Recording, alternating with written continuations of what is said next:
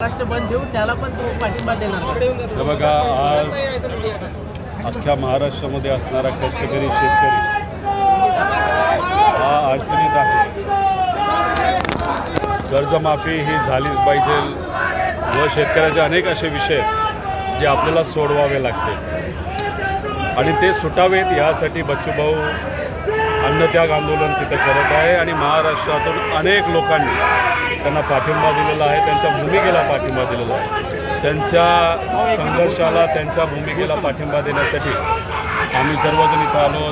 खासदार काळेसाहेब आहेत, सलीलभाऊ देशमुख आहेत, सुनीलजी भुसार आहेत, असे अनेक मान्यवर पदाधिकारी इथं आलेले आहेत. सरकार लोकांना सिरियसली घेत नाही.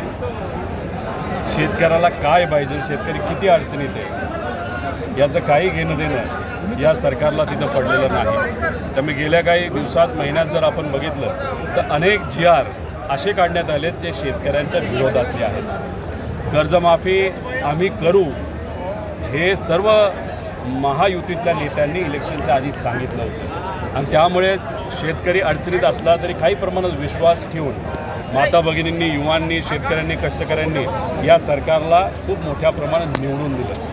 आणि मग निवडून आल्यानंतर तुम्ही जर या लोकांकडे दुर्लक्ष करत असाल तर हे कधीही चालणार नाही. त्यामुळे बच्चूभाऊंचा लढा, त्यांची भूमिका, त्यांचा संघर्ष हा महत्त्वाचा आहे. रस्त्यावर लढलं जाईल आणि आम्ही अधिवेशनामध्ये सुद्धा लढणार आहोत. आम्ही सर्वजण त्यांच्या या भूमिकेला पाठिंबा देत आहोत. आता काही वेळानंतर मुख्यमंत्री आमदार आणि खासदारांना फिरू देणार नाही सत्ताधारी यांना. दुसरीकडे राजू शेट्टी असे म्हणाले की ज्या ज्या ठिकाणी मंत्र्यांचे कार्यक्रम आहेत त्या ठिकाणी घर सभेत जाऊन त्या मंत्र्यांना तुळवा असं म्हटलं, शेतकऱ्यांना आवाहन केलं राजू शेट्टी. नाही, शेवटी एखादा सामाजिक कार्यकर्ता जेव्हा आंदोलनाला बसतो, उपोषणाला बसतो, तेव्हा तब्येत ही खालावत जाते. आजसुद्धा आपण जर बघितलं तर BP कमी झाला आहे, शुगर कमी झाली.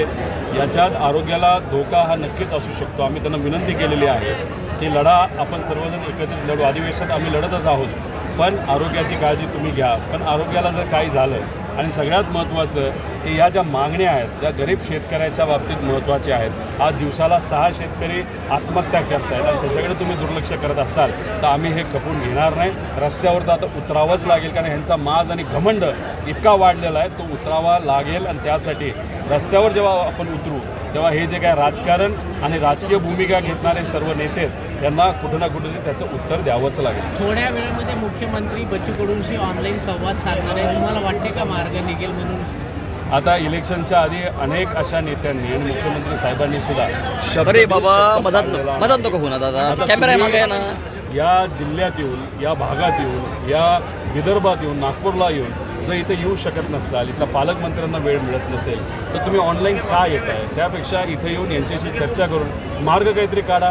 पालकमंत्र्यांना पाठवा, विविध नेत्यांना तुम्ही पाठवा आणि चर्चा तरी करा. पण 5 दिवस झालं तुम्ही चर्चा करत नाही. इथं जे पालकमंत्री आहेत ते जिल्ह्यात असताना भेटायला येत नाहीत. आता मुंबईला गेलेत सकाळ सकाळ. तर मग तुम्ही ऑनलाईन बोलाल, भेटाल. थातूर मातूर फक्त विनंती आहे, एवढीच उत्तरं देऊ नका. काही ते कॉन्क्रीट तुम्ही लोकांना सांगा, कारण हा लढा फक्त या भागाचा नसून अख्ख्या महाराष्ट्राचा झालेला आहे आणि एकत्रित हा लढावाच लागेल. काल फडणवीसांना जेव्हा प्रश्न विचारला तेव्हा ते म्हणाले की या संदर्भात बावनकुळे बोलतील असं म्हणाले. आता बावनकुळे साहेब काय बोलतायत का? फोनवर बोललेत असं आम्हाला कळालं, पण त्यांचा आमदार इथं या आंदोलनावर फार खालच्या लेवलला जाऊन तिथं बोलत आहे. जर तुम्ही खासदार, तुम्ही आमदार असाल, तुम्ही पालकमंत्री असाल, तुम्ही नेते असाल, मंत्री असाल तर तुमच्या आमदाराला जरा कंट्रोल करा. तो तर काही उठसूट बोलत चालला आहे आणि तुम्ही त्यालाच कंट्रोल करू शकत नाही. तर या मागण्या कधी पूर्ण करणार? त्यामुळे कुठेतरी संवेदनशील दृष्टिकोनातून या मागण्या समजून घेऊन त्या मार्गी कशा लावायच्या यासाठी सरकारला प्रयत्न करावे लागतील. ते प्रयत्न केले तर त्यांचा अभिनंदन आम्ही करू, पण त्यांची वृत्ती प्रवृत्ती बघता ते या बाबतीत काय करतील असं वाटत नाही. अधिवेशन येते, अधिवेशनामध्ये सुद्धा हे मुद्दे आम्ही आधीच ऑनलाईन मांडलेले आहेत. बोलण्याची संधी दिली तर आम्ही हक्काने शेतकऱ्याच्या बाजूने, कष्टकरी आणि युवांच्या बाजूने लढणार आहोत. एक शेवटचा प्रश्न, देवेंद्र फडणवीस आणि राज ठाकरे यांच्यात भेट झालेली, गुप्त भेट, त्याच्यावरच तर बघा, आज आपण TV वर बघितलं, गेले काही दिवस हा जो लढा आहे, हा जो संघर्ष आहे हा TV वर दाखवला जात होता, पण आज ती भेट झाली. भेट झाल्यानंतर मीडियाचं काही प्रमाणात लक्ष त्या भेटीवर गेलं नाही, कुठेतरी इथलं लक्ष कमी करण्याचा प्रयत्न सरकार करते का काय असं आपल्याला म्हणावं लागेल. आणि राहिला प्रश्न राज ठाकरे साहेबांचा, गेल्या काही दिवसांमध्ये आपण जर बघितलं तर ठाकरे परिवारामध्ये जी कटुता होती ती कुठेतरी संपेल अशी सगळ्यांची अपेक्षा होती. सकारात्मक वातावरण या राज्यामध्ये होतं. याच्यातच जर ते देवेंद्र फडणवीस साहेब आणि BJPच्या नेत्याला भेटत असतील तर मला असं वाटतं की जे राज ठाकरे साहेबांचं रेप्युटेशन आहे त्याला तडा जाऊ शकतो. त्यामुळे एक नागरिक म्हणून भूमिका घेत असताना योग्य अशी भूमिका राज ठाकरे साहेबांनी घ्यावी एवढीच विनंती या ठिकाणी करतो. राज्यात बेरोजगारांची संख्या वाढली युवकांनी काय करायचं? युवांना तुम्हाला नोकऱ्या द्यायच्या आहेत का? युवांचा वापर फक्त इलेक्शन पुरता तुम्ही करायचा का? आणि आज जो निर्णय तुम्ही घेत आहात अतिशय दुर्दैवी आहे. तुम्ही माझे अधिकाऱ्यांना जर तिथे घेणार असाल तर तोंड बघून तिथे घेणार आहात आणि तोंड बघून तुम्ही अधिकाऱ्यांना घेणार असाल तर त्याचा अर्थ त्याच्या मागे कुछ तो काला आहे असं आपल्याला म्हणावं लागेल.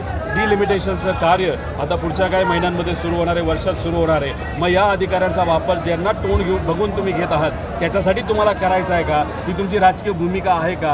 आणि जो कष्ट करणारा विद्यार्थी, मुलं आणि मुली अख्ख्या महाराष्ट्रातला गेले अनेक वर्ष कष्ट करत आहे, प्रयत्न करत आहे, अभ्यास करत आहे, त्यांनी काय करायचं? लोणचं घालायचं. त्यामुळे सरकारने भूमिका घेत असताना विचार करून भूमिका घेणं महत्त्वाचं आहे, नाही तर युवा तुम्हाला सोडणार नाही.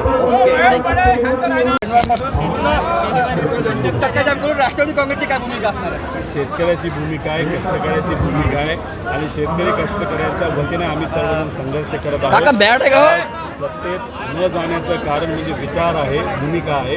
आमची भूमिका ही सामान्य लोकांच्या बाजूची आहे आणि आज राष्ट्रवादी जेव्हा त्या भूमिकेने लोकांच्या हितासाठी लढत आहे आणि एखादा आपला सहयोगी आमदार, माजी आमदार जर त्याच विषयासाठी लढत असेल, तीच भूमिका घेत असेल तर त्या भूमिकेला पाठिंबा देणंसुद्धा आमची लढाई, आमची जबाबदारी. आणि येत्या काळामध्ये लढाई रस्त्यावर असेल तर तीसुद्धा आपल्या सगळ्यांना मिळून तिथं लढावीच लागेल असं आमच्या सगळ्यांची भूमिका आहे.